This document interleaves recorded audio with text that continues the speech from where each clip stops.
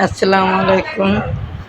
আমি মুরগির মাংস বসাবার জন্য তেল বসিয়ে দিয়েছি, পেঁয়াজ দিচ্ছি।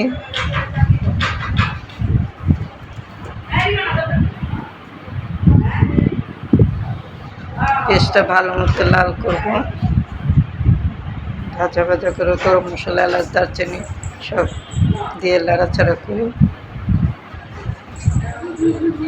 আদা দিয়ে দিলাম, আদা রসুন ভালো মতো কষাবো। হলুদ দিয়ে দিলাম,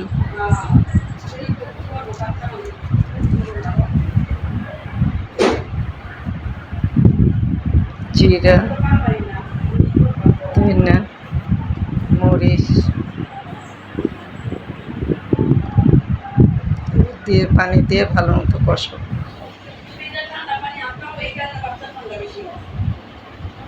লবণ দিয়ে দিলাম সামান্য। এখন মাংসগুলো দিয়ে দেব।